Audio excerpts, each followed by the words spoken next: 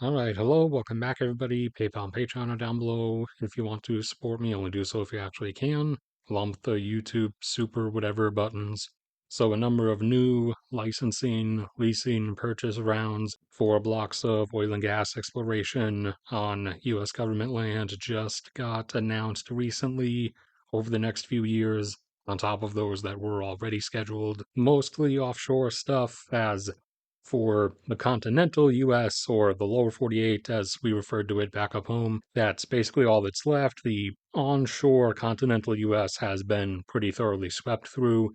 The only onshore stuff remaining is almost entirely back up home in Alaska, and most of that is on the North Slope, some of which will be getting offered up in the upcoming lease sales. As things back up home began with Prudhoe Bay around here, and then stuff was discovered over the decades in the immediate surrounding area. And since the whole fan opens west, we have been gradually stepping further and further westward, finding and producing more stuff as we go. But the upcoming lease sales will see stuff offered up yet another few steps further westward along the map over in that direction, along with, for the first time in a while, offshore stuff in the Arctic, specifically in the Beaufort Sea. And the Beaufort Sea seabed is continuous with the North Slope formation, so it's only certainly going to prove just as much prolific in hydrocarbon formation. They also intend to offer up stuff offshore of California, which is kind of dumb. There's not that much there. Just look at the topography set up right off the bat. It's not any kind of nice bowl or basin or slope formation. It's kind of all folded up in on itself because the continent has been gradually smashing through other stuff as it moves across the Pacific. There was plenty of stuff onshore California, but obviously the majority of that has been found and produced up to this point, and California is well on its way to depletion.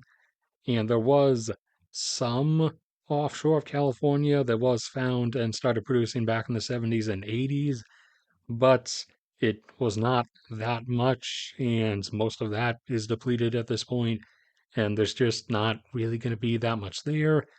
So the California targeting is kind of entirely political.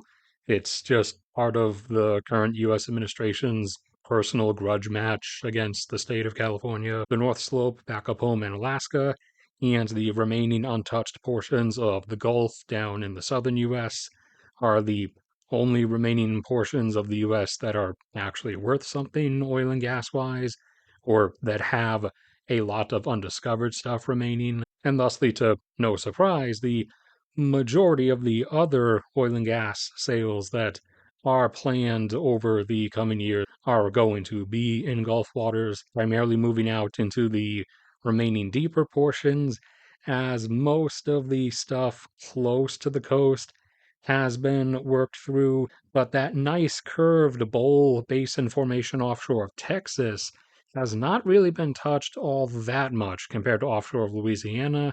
So there is certainly going to be a fair bit there that is yet to be found. And all of that is going to be almost all majority oil, as oil is predominantly what you get when you have that kind of nice bowl basin slope downward formation, whereas you'll either get majority natural gas or a nice mix of natural gas and oil when you have a flatter shell force slope like you did closer to the shore of Texas and Louisiana, which is why, since obviously that was what was drilled first back in the 60s, 70s, and 80s, that's why if you look at the Gulf of Mexico's natural gas production, you can see that the golden age of its gas production was back in the earlier decades because most of the gas was going to be found in the flatter, shallower portions. That's why, for example, also you'll see over in places like offshore of Malaysia and Indonesia,